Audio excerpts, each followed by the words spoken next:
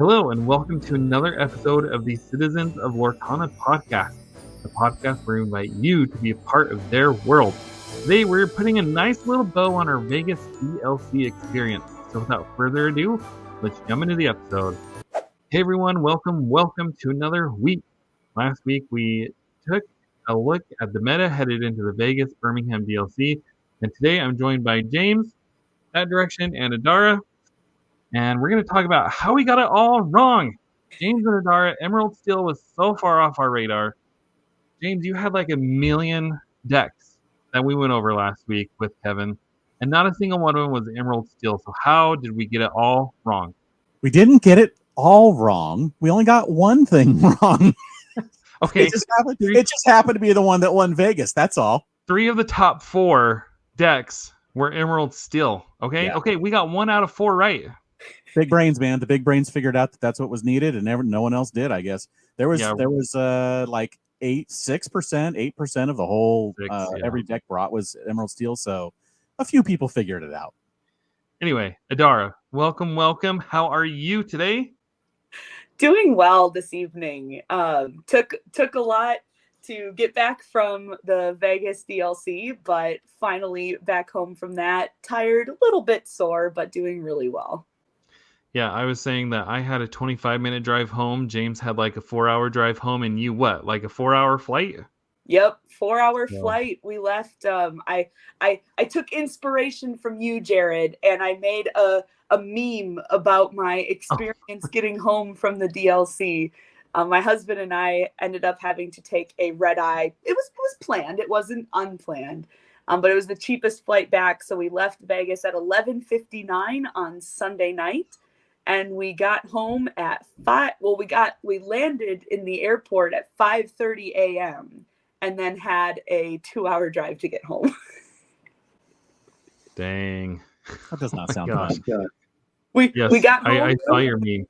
We slept and we proceeded to sleep for 7 hours on Monday. So Nice. It worked out fine. Nice. That sounds reasonable. No, I saw your meme. It was Cusco and Pacha. And because of Lorcana, I remember the name of Pacha. I wouldn't have known that otherwise. Those things. Well, I'm glad you guys all made it home safely. What a fun experience. Yeah. It was a good time. And I think what I like about it is that I think it was a good time for us in different ways, because this was my first time getting to judge at a DLC, and then you both got to compete. And so what were your experiences like? I'm going to let Jared take this because I talked all about Atlanta a few months ago. So let's let Jared talk about all about Vegas. Yeah, I'm going to grab the bull by the horn here. But James, we do want to hear from you too, okay? Oh, I've got stories. I've got a few stories that are fun. But yeah, let's hear it, because it was essentially the same experience for me for the most part. So I'll let you take it. Yeah, I've got so much to say. I would just want to start off by saying that this was probably my favorite Lorcana experience, and that includes Gamma and Gen Con and D23.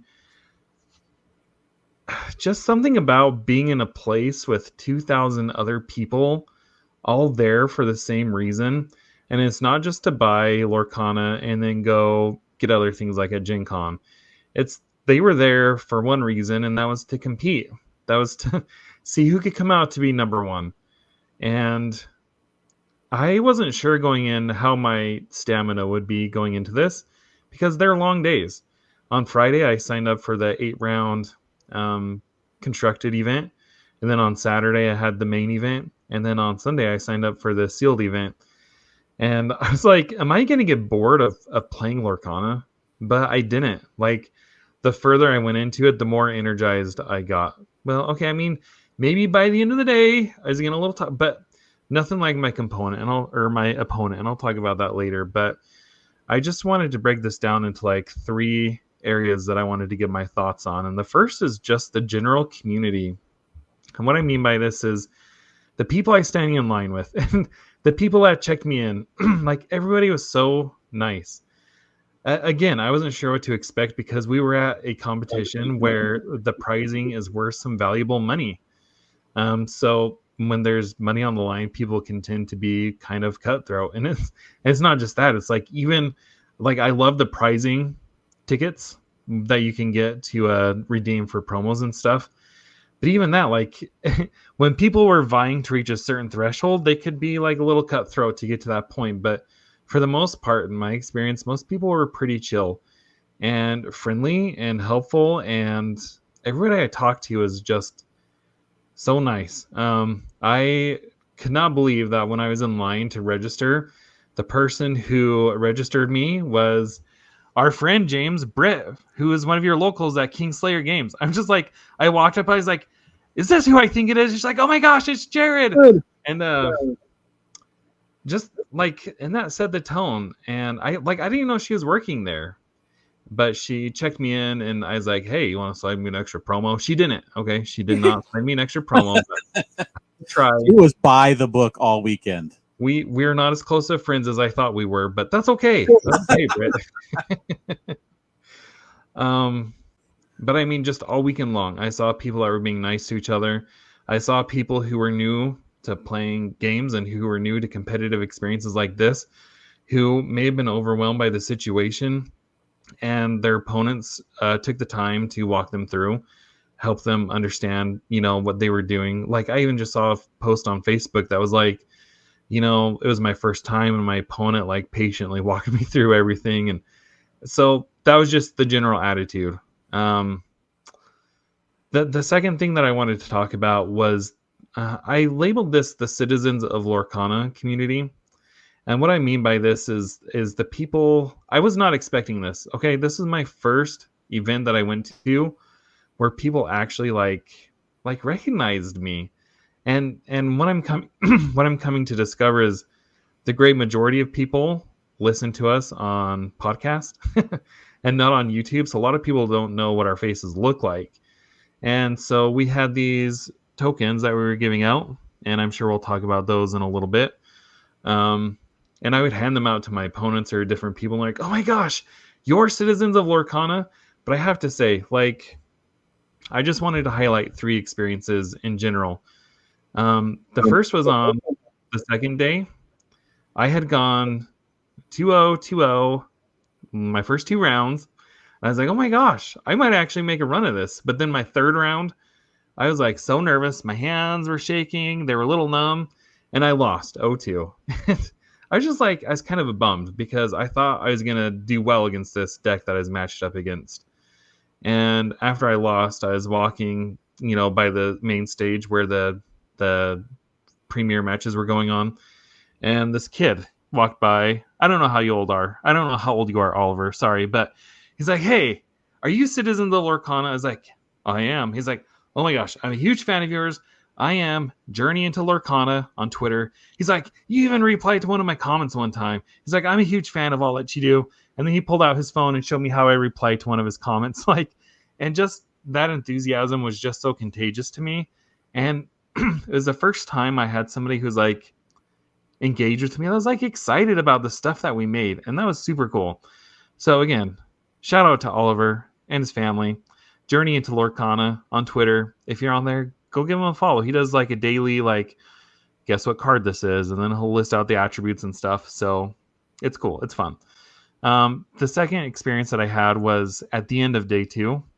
I was walking out to my car, and just out of the corner of my eye, there was this couple standing against the wall, and the guy, he just waves, just kind of waves like that. And I'm walking, and then I take 5 steps, and then I stop. I turn around. And I go back to him. I was like, do I know you? He's like, no, but I listened to your podcast. and then we sat there and talked for 10 or 15 minutes. And him and his wife and their friend, they're like, yeah, we listen to your podcast every week. And we break down and analyze all the stuff. Riley was his name. And I'm sorry, I forget your wife's name. They're like, we sit down and break down your podcast. We pause it and talk about the different strategies and stuff. I'm like, oh my gosh, people actually find value in what we listen to, because you hope that they do, but you never know. So to have them sit there and tell me that, like, it was just, I know it sounds silly, but it was very validating. That's cool. And then my last experience that I want to share was actually my last opponent at my sealed tournament. And I'm looking for something specific here on my desk.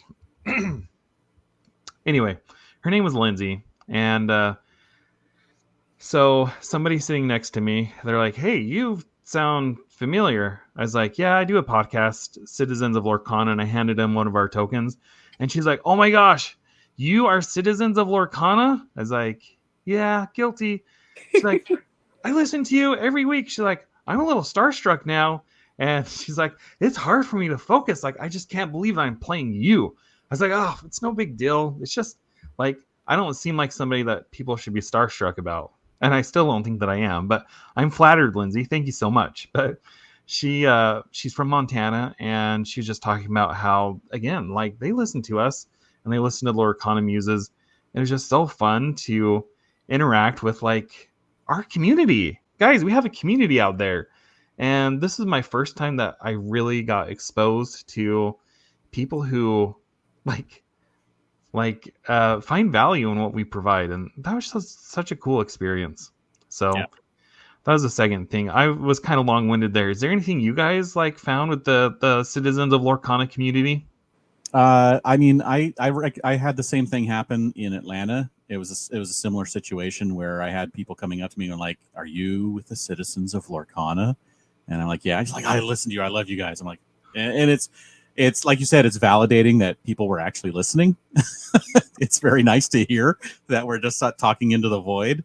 But it's also very humbling knowing that there are people who are out there listening to us and actually like taking what we say and, taking us seriously. I was like, now I need to be more careful about the stuff that I say, because I'm like, what could we possibly have talked about that they're analyzing? They're probably analyzing whether or not my jokes are really good or not. I was thinking maybe it was like when we have Zach Bivens on and he's breaking down strategy. Yeah. That's what they're analyzing. I say most likely it's probably our guests.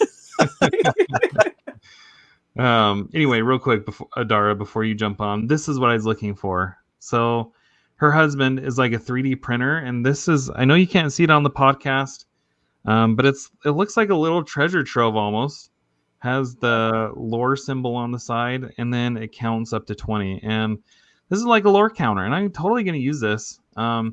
She's like, oh, yeah, do you want this? I was like, no, it's okay. She's like, oh, my husband 3D printed it, so it's no worries. We can always make another one. So she let me have it. Well, and then the thing is, I actually forgot it. Like, the match ended, and I walked off. And then before I left, she found me, and she's like, oh, here's this. You forgot it. So nice. Thank you, Lindsay, because I really did want this. And I am going to use this. All right, Adara, sorry. Do you have any stories you wanted to share? So I am awful with names, so I do not have names of anyone. However, I do have two things that stood out to me from Vegas related to the Citizens of Lorcana community. So Jared, I had made sure to connect with you pretty early on in the day, and I was able to get a small stack of our ink tokens that I tucked into my judge shirt pocket that I just kind of had tucked away. If I saw somebody had some of them out, I would ask, oh, like, do you have the Citizens one? Or if I heard us come up somewhere, I'd be like, oh, like, do you have the ink token? And I wasn't even always saying who I was when I was doing that. But the two situations, one was on I think it was on Friday. I was patrolling a section with a fellow judge that we were both over there. And I heard him mentioning to somebody else that he was collecting them and he had found the Forbidden Mountain one. And so I asked him, I was like, oh, did you find the Citizens of Lorcana one? He was like, oh, no. And I was like, oh, well, would you like one? And so he's like, yes. So I pull it out and I hand it to him, like, here you go. And he's like, do you work with them? I was like, I'm actually Adara. And he was like, oh my word, you're Adara? Like, I thought you sounded familiar. And like that was just so cool to see there. I know, again, most people listen on podcasts, and so they don't really know our faces. And I especially don't tend to post stuff on Twitter often with my face on it. So that was really cool to like see that enthusiasm from that. And the other one was also on Friday. At the end of the day, I was running the very last couple of on-demand events for the constructed in the draft. And there was let me think. I believe it was a constructed group, and they had some of their ink tokens out again. And so I was like, oh, were you able to get the citizens one? So the one woman who had it out was like, no. So I was like, well, would you like one? And she was like, yes, please. And so I pulled out one. Well, the woman who was sitting across from her was like, oh, could I have one too? I was like, sure. And the whole entire pod proceeded to ask, oh, could I also get one?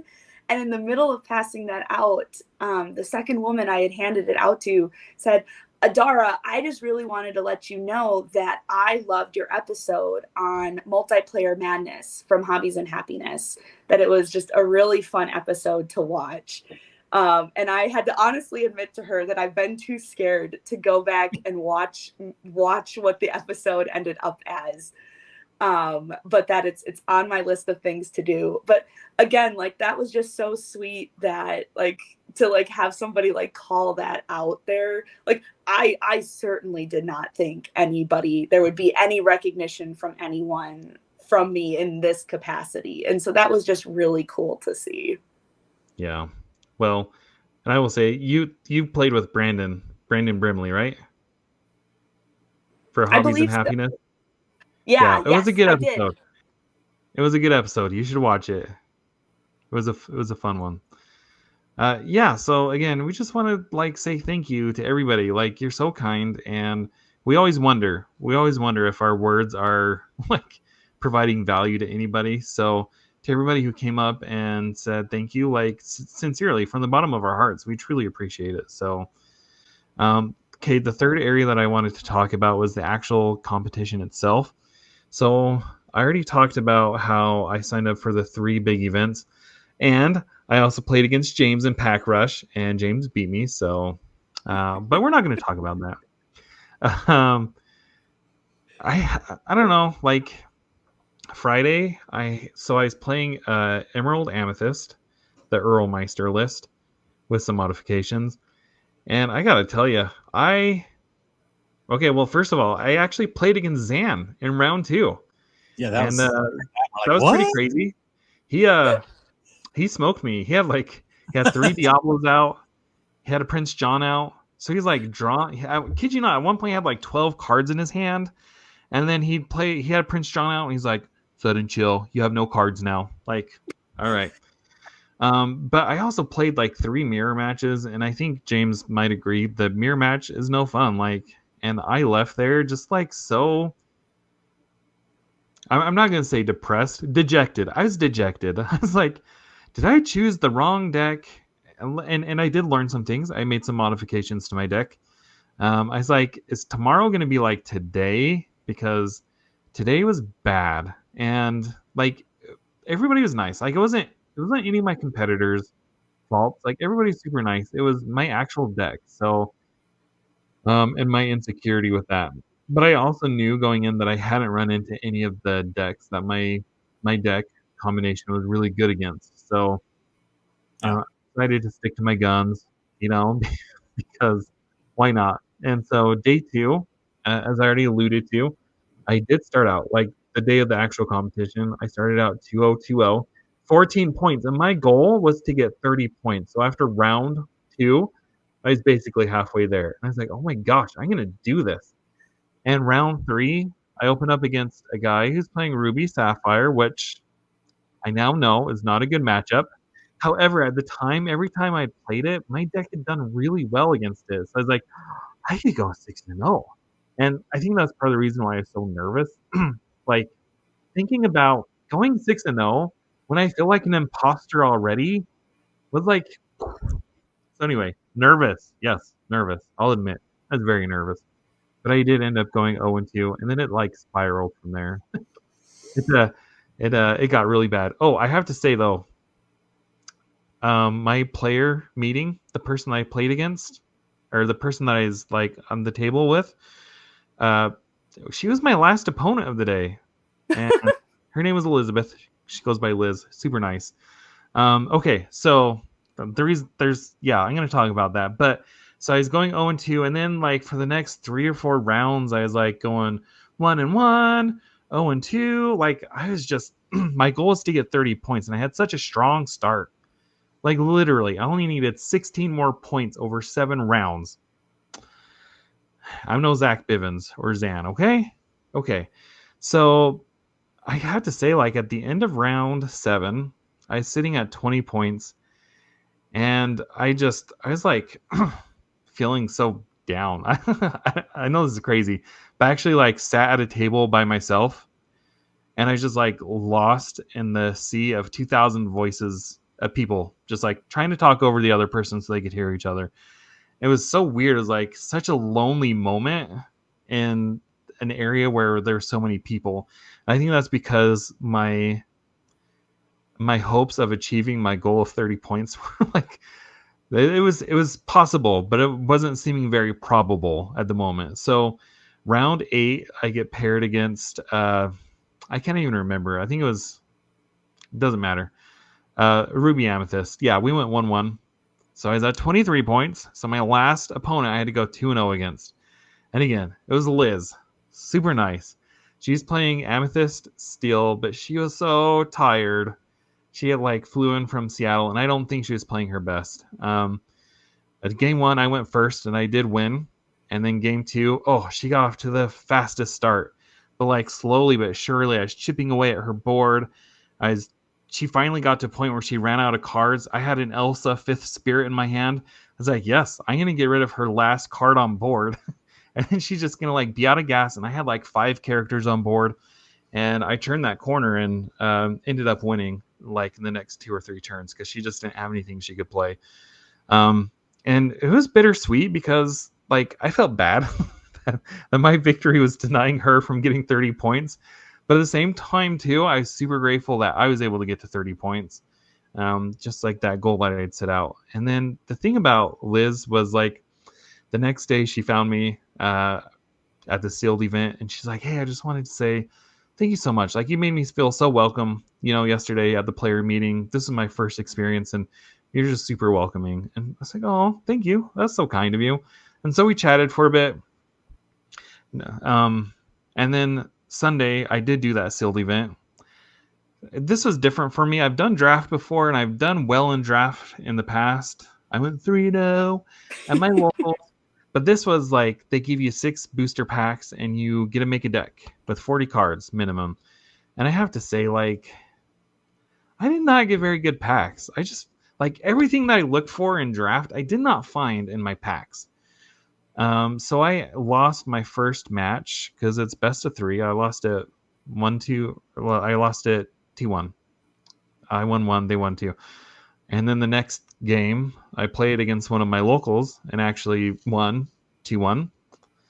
And then my third match was the match against Lindsay, where I got this cool thing, and I won that one 2-0. So it turned out okay. I literally just needed 10 tickets to get the Rapunzel promo and the Cinderella promo. So I got 4 for entering.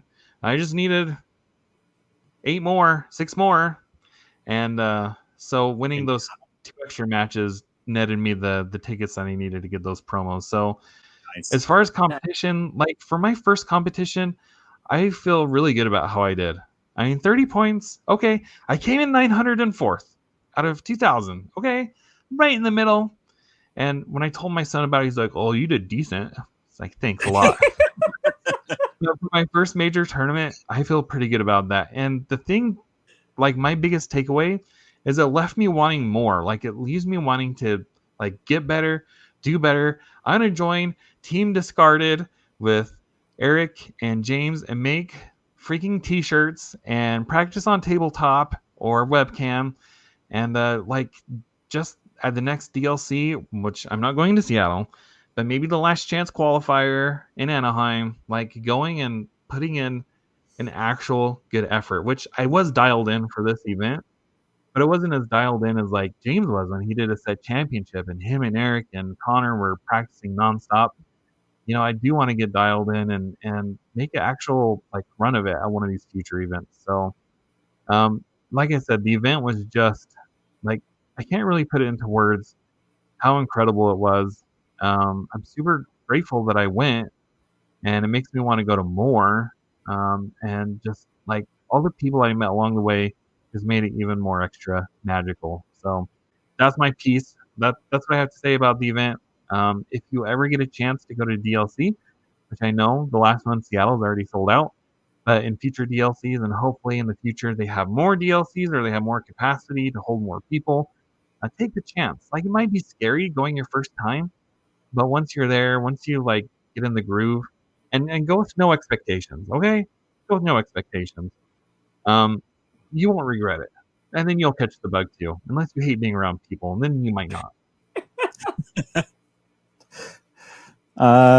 Yeah, what he said. I did nowhere near as good as I did in Atlanta. In fact, I did almost half as good. I ended up with 23 points. My final game was actually against a local, and we didn't say a thing, but we started. As soon as I sat down, because he was there first, he's like, "Oh no." Like, I can't believe we have to play someone we know, and we're both, because I was at 23 points, and we both had to win to get the 30, like you, Jared. And so neither of us said anything, but we sat down and we started playing. He won the dice roll, he won the game, and then as soon as the game ended, I'm like, all right, you just take it. Because why should both of us, if I win the second game, why should both of us not get 30 points? So I just gave it to him since he got the win. And he's like, are you sure? I'm like, yeah. I mean, take it. I mean, why would take it? I mean, I can't get anything, so you might as well. That's what I told Liz too. I was like, if we had split 1-1, I would have just given you it because there's no point. Like one of us should get the 30 points. Yeah. So that was just the capper to the day. I started off, I won my first 1-2-0, and then it just went downhill from there, and I lost 0-2 multiple times. I won and won until struggled just to get up to the 23 points. As you mentioned, all my opponents, really nice, great people, lots of fun. I will say that I don't feel nearly as bad losing as bad as I did because 2 of my opponents ended in the top 64. Wow. So I felt pretty good about the fact that I lost to them because they made it that far. So I'm like, all right, not so bad, right? What's hilarious though, so all these people I played, one of them was the biggest smack talker. One of them was like not rude, not mean, but a little bit of a smack talker. And guess who it was? Eric? No, it was the 12-year-old girl. This girl sits down and she's like, she just talks through the whole thing. She wasn't, like I said, she wasn't mean or rude, but like she'd pull a card, like she'd draw a card and she's like, oh, you're not going to like this. Stuff like that. She'd put them, she's like, okay, go ahead and deal with it. Because she was playing Steel Song and she ended up in the first game being able to just aggro out with like 2 or 3 daisies and a piglet.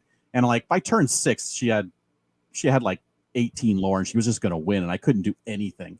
I just drew horribly and I wasn't prepared for it, basically. So she won the first game, but it was just a lot of fun. I had a lot of fun playing against her. I found her later when she was like in between rounds, hanging out with her mom, and I gave him a Citizens of Lorcana card because I forgot to give it to him while we were playing. But no, it was a lot of fun. Lots of people, like I said, recognize when you sat down. Sometimes they'll be like, oh, when I hand them a card, like, oh, you're with Citizen. Like, yeah, he's like, oh, I listened to that. So, it's always like really cool listening to that. All of my opponents love talking to him.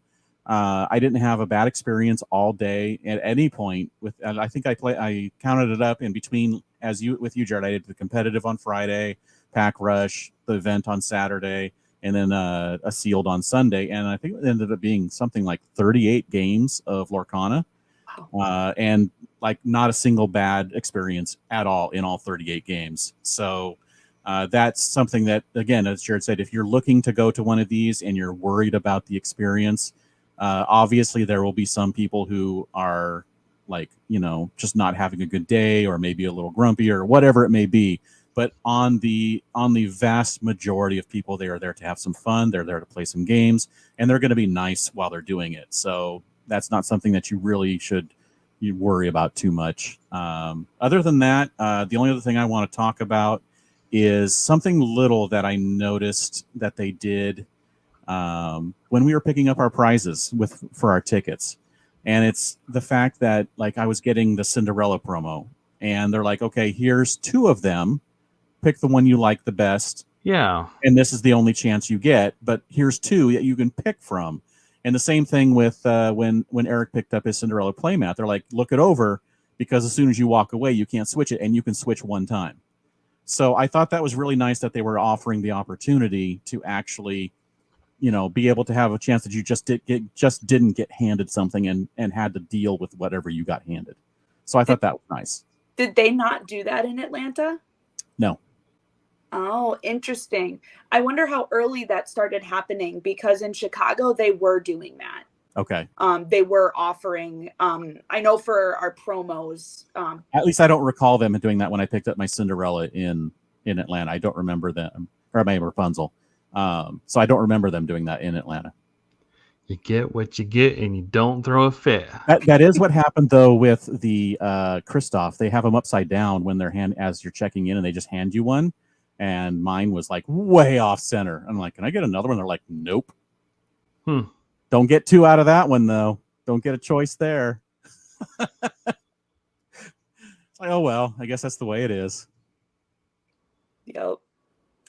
Well, we've talked a lot about like the ink tokens. Did you guys notice people coming up to you looking for the ink tokens? I think we did these in collaboration. I think Liam kind of headed it up from the Illuminateers. I think there was a total of 10, I believe, content creators for this first wave. So what were your kind of experiences? Did people come up looking specifically for them, or was it more of those like moments to be like, hey, like I enjoyed playing you, here's an ink token kind of thing? Yeah, so little backstory. Yes, Liam from Illuminateers was the one who coordinated this. There were 10 of us. We each got 500 tokens. And I think it goes back to what we were talking about earlier, where most people listen to us instead of like view us online. It's like I was talking to Dan from the Forbidden Mountain, who also had an ink token. And he's like, oh, yeah, we ran out every day. We didn't run out. But I think part of it is, okay, well, for me also, I talk differently on the podcast than I do in real life. I don't know if that makes sense. But so when people sit by me, they're like, your voice sounds familiar, but I'm not sure where it's from. And so when I say Citizens of Lorcana podcast, like, oh, yeah, now I can hear it. But it's because I do talk a little bit differently. So, yeah, what I found happening. So I'm one of these people that doesn't like to impose on other people. So I don't like just go out handing these tokens. Yeah. Towards the end of the event that I did, because I just was like, whatever. But in the beginning, I didn't. Like, unless people came up and asked for me, I just didn't. But what I found was once I did start like handing these out, people around the table like, hey, I listened to you. Can I get one? And then I'd pass them out. Nothing like you did with the whole pod. But that was my general experience. I handed one to Steve, handed one to Ryan, handed one to Shane and Matt and all those people. And then otherwise just I had 2 people message me on Twitter that specifically wanted to seek me out to get a token. But otherwise it was just like me handing them out to opponents or like Riley and his wife as I was leaving that one day, who did recognize me. Yeah, I handed them out. I tried to remember to hand them out with my opponents, but of course, when you're in the middle of everything, it's kind of hard to remember. If the podcast came up, I remembered because I had them in my shirt pocket, like you did, Adara. I had them right there waiting. But it was weird because it almost felt like a very, very large locals to me, because so many people from Southern California were there that I recognized. So it didn't feel as much like there was a bunch of people who didn't know who I was. So I didn't feel the need to be like, hey, I'm with Citizens of Lorcana all the time. Mm-hmm. Because they all know who I am. And everyone like half the people I run across at the event, they know who I am. So it's not like I need to talk about it or anything. They just know. So a few of them did ask for them. but yeah, for the most part, since again we don't get seen as much as heard, I did not hand them out that often. But once people knew that we were on the podcast, I would be like, "Oh, did you get one of these?" They're like, "No." I'm like, "Do you want one?" Yes. So it was nice being able to hand them out. But overall, just not being the visual one. Like, I mean, of course, the Forbidden Mountain has like what 10 team members, so of course they're going to run out handing them out if they're handing them out to every opponent they had that day. But yeah, it was fun though. It was a lot of fun when we were able to hand them out and people recognized it and were like, "Oh, I want to get that," and they were like, "Put it out of my set." I was able to hand them out on Sunday. I did a pack rush with one of the devs with Etienne, and so I did that, and I was able to give one to him and. I'm forgetting her name, but the other dev that was doing pack rushes as well, I gave one to her. And he actually, this is hilarious. He said he listens to the podcast. He listens with bated breath to hear all of the things that he knew about months ago. So I thought that was funny. But he beat me, of course. He beat the pack. I was doing really well for the first few turns, and then he just stomped me right after that. He had some really good cards, and I had stuff like he pulled an evasive, and I had no evasives in my packs. So yeah, not much you can do. But no, it was fun. I had a good time. I'm just saying, James, we need to team discard, and get Citizens of Lorcana jerseys, and we'll be like the Forbidden Mountain, and we'll just like go and intimidate people with our jerseys. So exactly, just roll in there. Yeah. I was going to point out that like the Forbidden Mountain folks all have jerseys that they wear. So it's even if you don't recognize them, you can recognize the jersey and be like, "Hey, do you have one of these things?" Yeah. I actually did play one of them. I played one of them. I played Melissa in like right in the middle, around 4 or 5. I know I'm really looking forward to, I have a couple of extra ones with me. I'm really looking forward to handing them out to the 3 local places that I go to every week. So I'm super excited about that. Yeah, sorry. He should have gone a whole stack more. My bad. Anyway, okay. I'll get more the next time I see you, Jared. So now we are turning the tables here as interviewees turn interviewer. So Adara, this was your first time judging. How did it go? It went, I think, overall really well. So the first thing I wanted to say related to that was like, I've gotten to judge a couple of local tournaments. There's a friend I have who likes to host a couple of tournaments, and I've gotten to judge for him because he knew that I was interested in judging and kind of wanted to develop some experience with that. And so I think the biggest one we did, I think we had like 18 people come to one of our tournaments. This is completely different than judging on that small scale. Like, I think the best thing about this was very much the fact that I was in a group of people who had varied levels of experiences with judging, both for Lorcana and other games. And we were able to come together as a team. And I think that team culture was really what blew me away for judging in Vegas. Is I was not expecting that. I was expecting a lot more of like airdropping me into the middle of something and then just kind of like go forth and be yourself. And like I felt like I was part of a team the entire weekend, and that made me feel really supported in that. And so it didn't feel as much of like I'm like dropped into the middle of something and just have to figure it out. Like it was so busy, but in a really good way. So I worked half of Friday and then all of Saturday and all of Sunday. And I wore my Apple Watch the whole time I was there so I could be checking times and everything. And so I have my like fitness tracking from that. And by the end of it all, I walked about 26 miles in total over the 3 days. And I am not one of the people who walked the most. I have heard numbers upwards of 30 miles of people who gained that number of steps. But I loved it, and I cannot wait to go back to Seattle and do it again, because I am officially going to be a judge for Seattle as well, and I am excited about doing that. You guys had an all-star cast of judges too, from Googly and yourself and Miss Memento and Sprinkles of Ink. Yep, Was Ellie Elizabeth, from right? Sprinkles of Ellie, Ink. Ellie, yes. And a guy from our area, Phil. And Phil. I mean, Yeah. so many cool people. So the fact, I don't know, I think it's just so cool that people I know are judges at these big events. So yeah, for sure. What was the most surprising thing about your judging experience? Yeah, so I think the most surprising thing about my judging experience was most of the questions you're asked have nothing to do with the rules of Lorcana. I was told that by judges. I've gotten to talk to judges at Gen Con. I was aware that like it's not just Lorcana rules that make a good judge.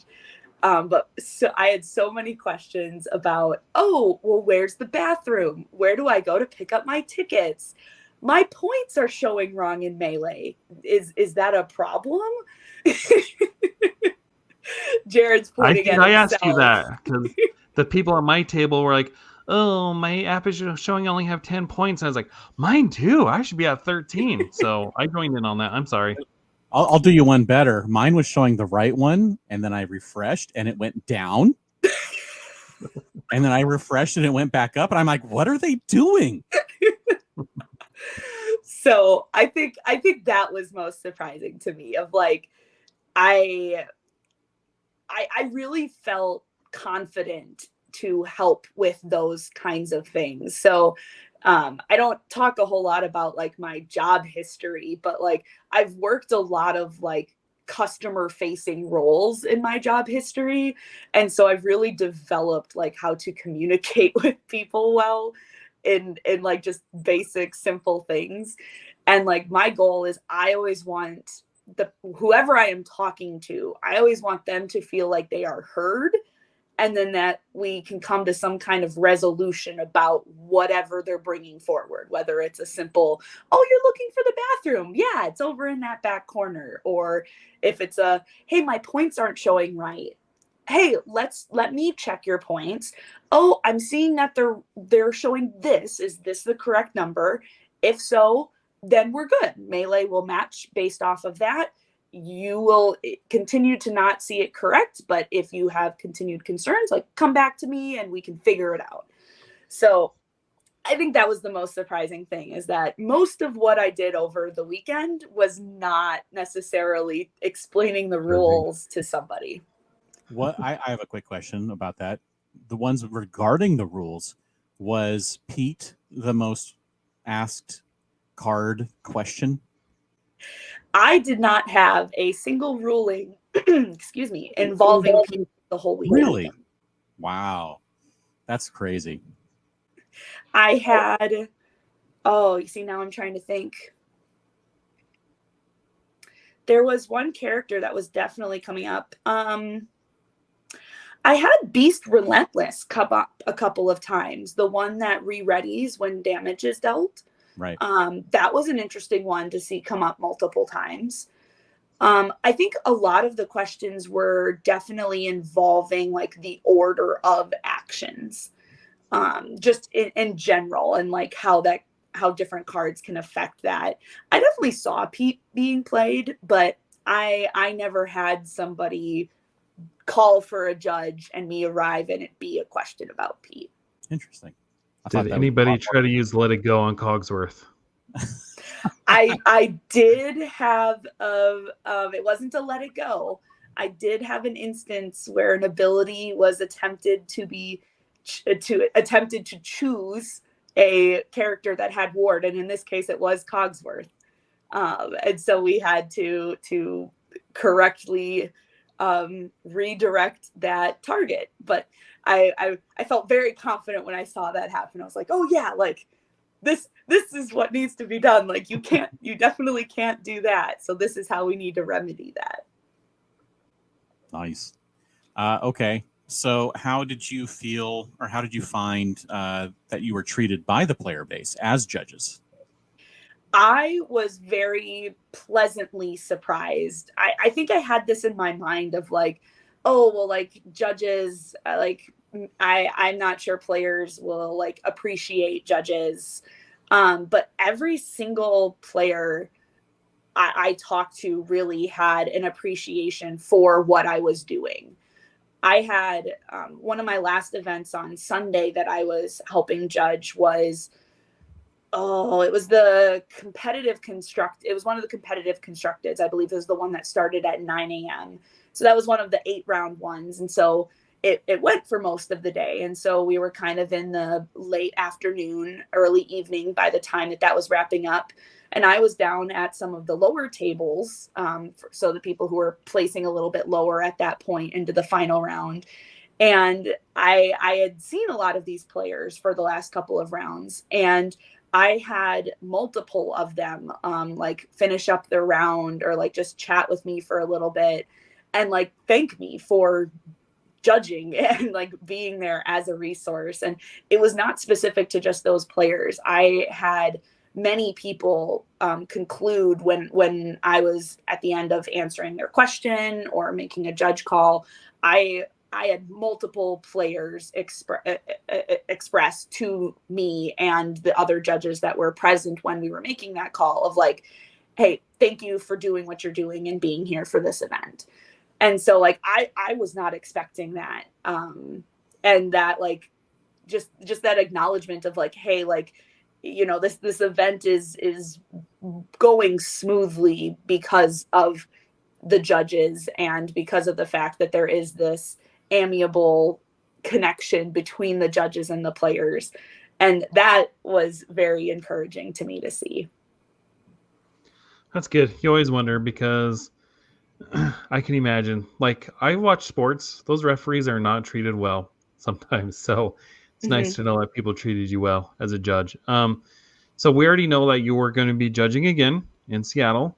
What's your expectations? Do you think it's going to be the same? Do you think it's going to be different now that you've had experience? Like, what's your mindset going into Seattle as a judge?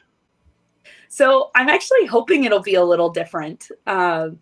One of the other surprising things I learned from doing this Vegas DLC and judging is that just because like the simple title of floor judge does not mean you're completely boxed into doing only like standing there, walking the floor and judging.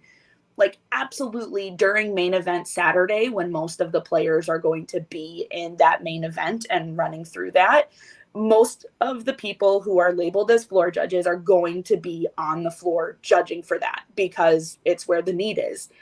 But even within that day and then outside of that day, there was a wide range of responsibilities that judges were filling the roles for.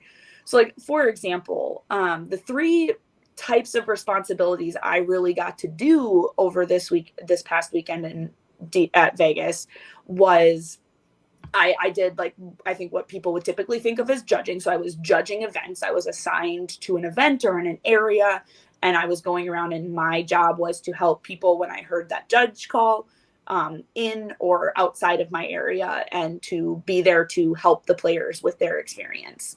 But I did also get to run some of the on-demand events. So on the end of that Friday, I was moved over to there. They needed an additional judge over there. And so I got to start up those 8-person pods and run through those events as the judge for them. But I was like also the organizer I was keeping track of everything on the paper. I was distributing the tickets.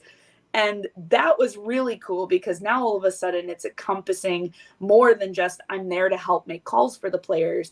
Now I'm here to like fully run this little mini event. And that was really cool for me to experience. I kind of wish I would have gotten a chance to do that on Sunday as well.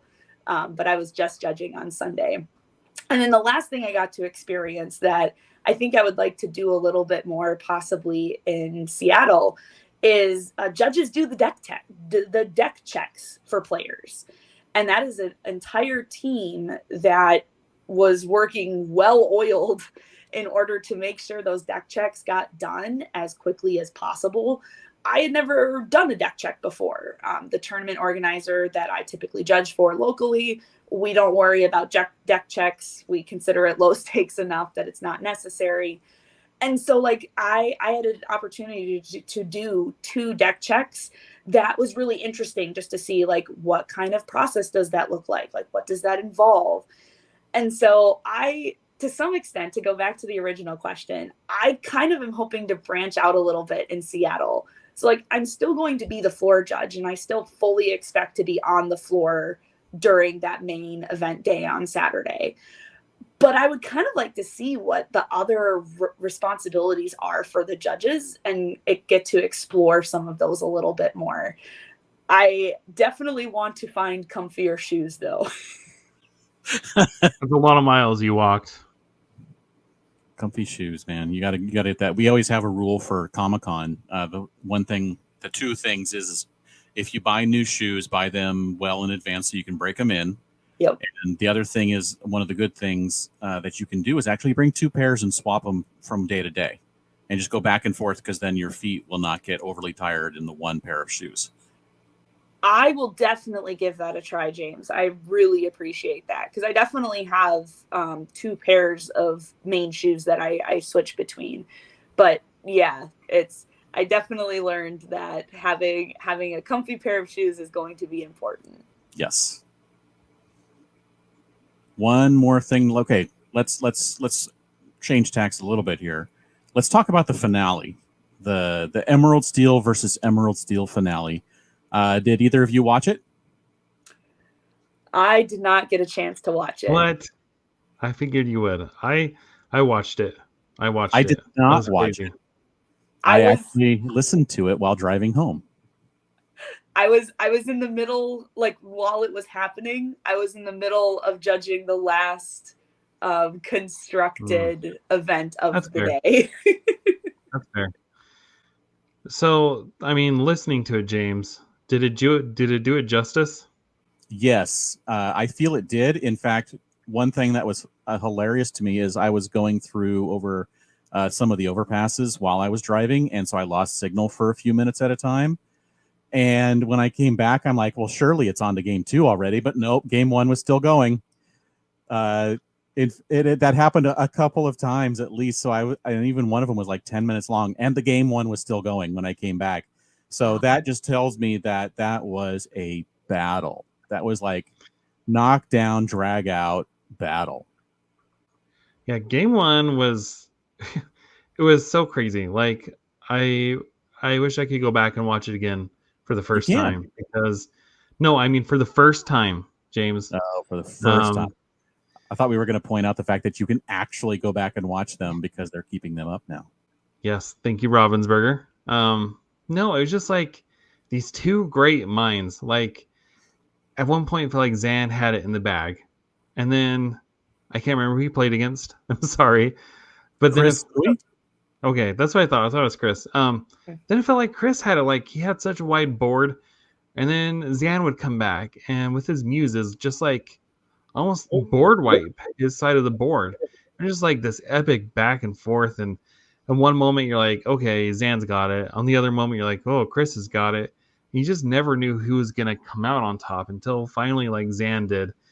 Like it was such a masterclass in high level competitive Lorcana play, and the way that they sequence things, and the way, I mean, there were turns where Zan would sing a song with the muses, and then they had to take like a 5-minute break to see how all the triggers would resolve. Just to make sure that everything was sequenced properly and the way that would be the most beneficial to Zan, So if you didn't get a chance to watch it, like James said, it is available on the Twitch channel still. I'd go back and give it a watch at least.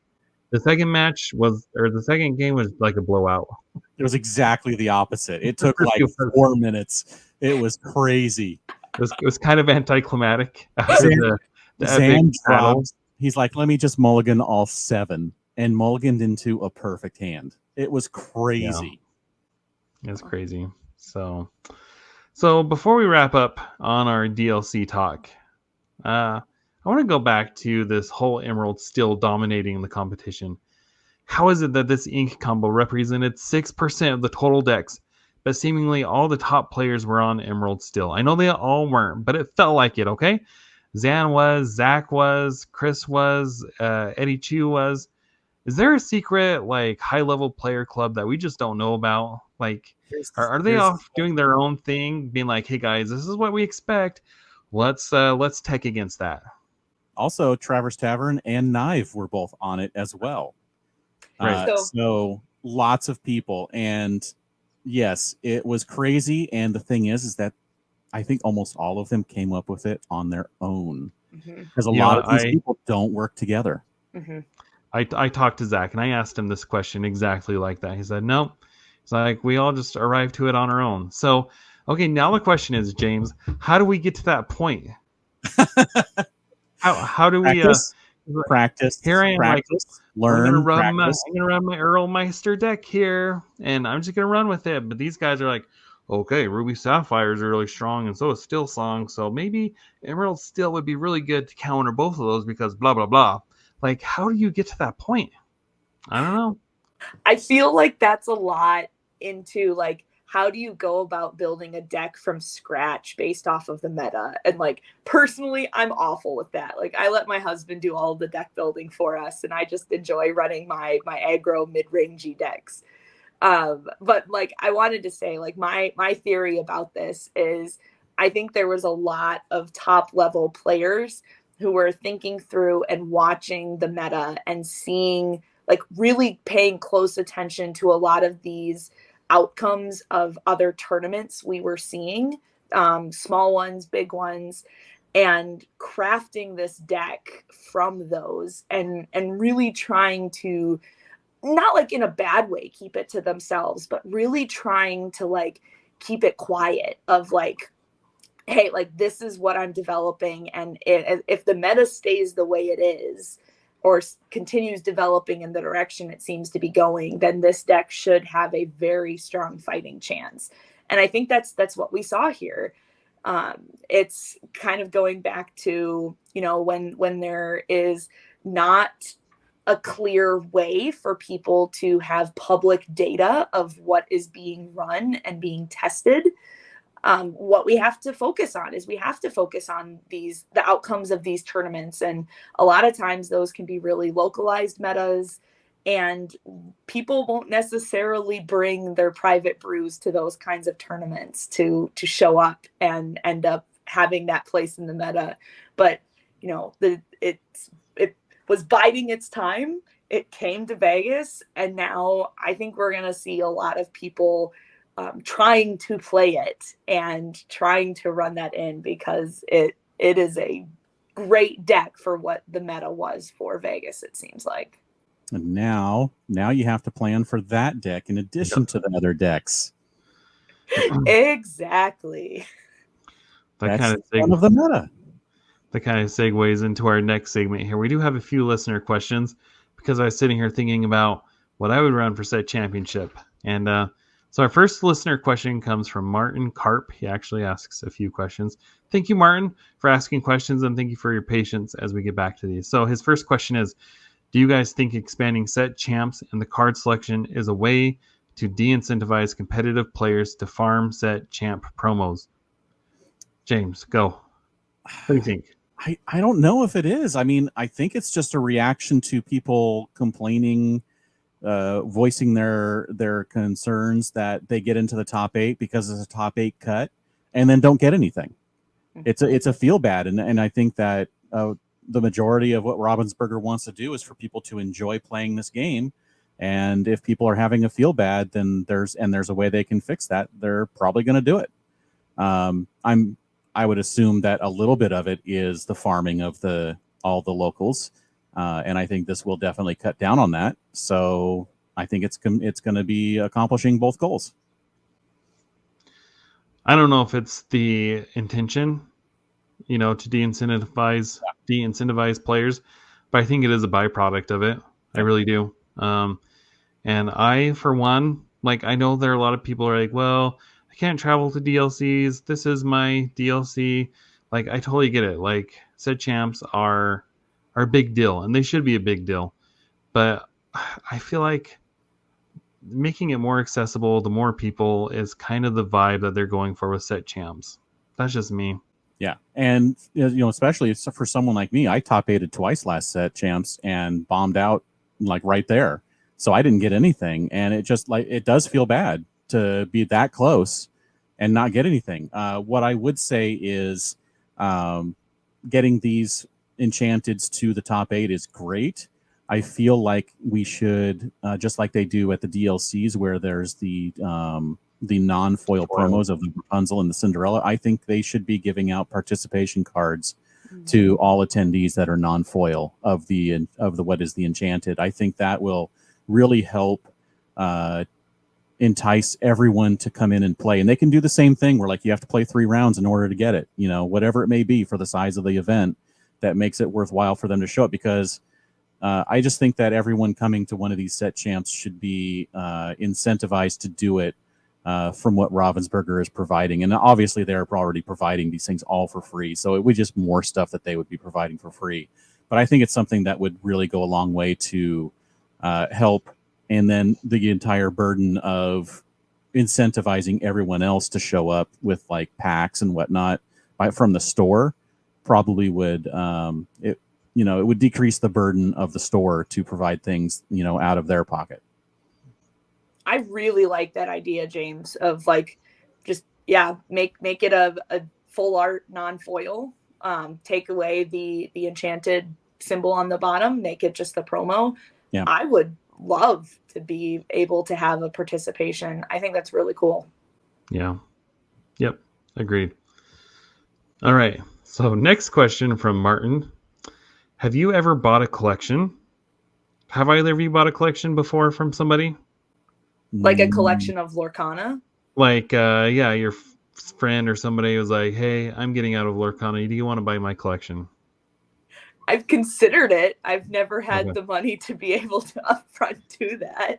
Fair enough. So, sorry, Martin. I don't think we're going to be able to answer your question because the rest of his question says, did you know the person and did that affect pricing? Did you buy the cards to flip, play, or both? So, sorry, we're not able to answer that question. However, he did have another one that kind of pertains to the DLC. He says, just because I've heard it discussed a bit online, top 128. Expand top cut to 128. Expand rounds to 10-11 and cut the lunch break, or change nothing.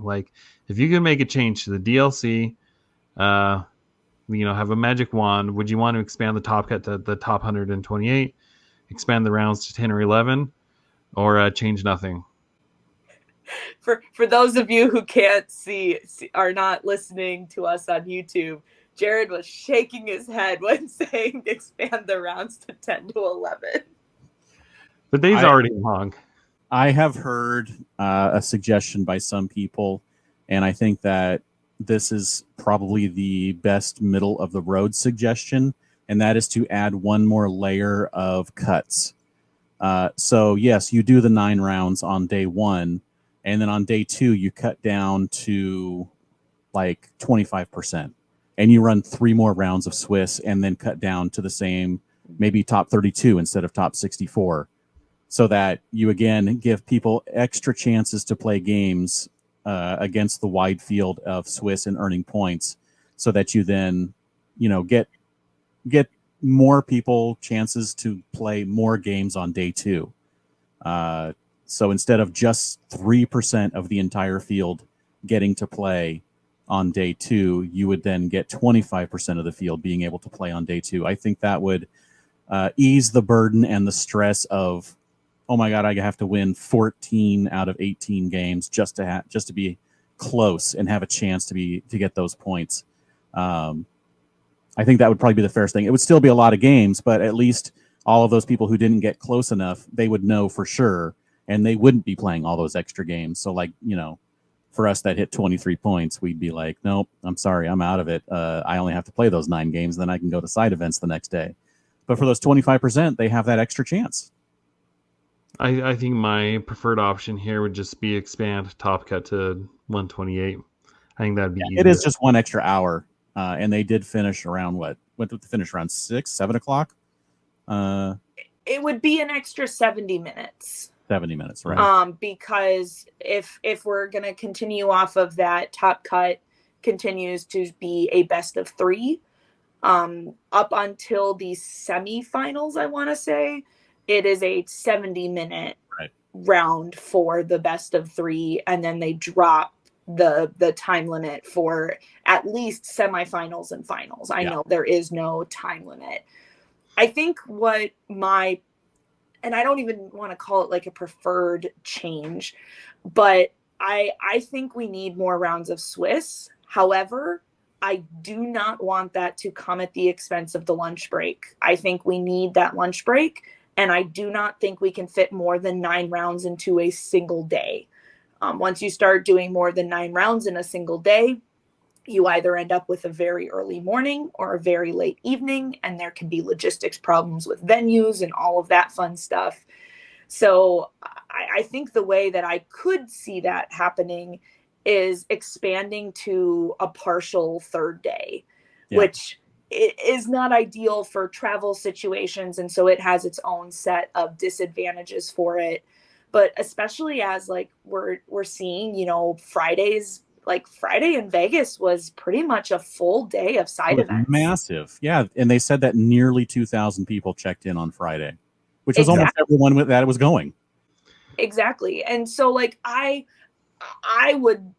think my way to approach that would be do more rounds of Swiss, but break it up into a day and a half or 2 days, and then still leave Top Cut as is. But I definitely feel like it would feel a little bit better if we had a couple more rounds of that Swiss.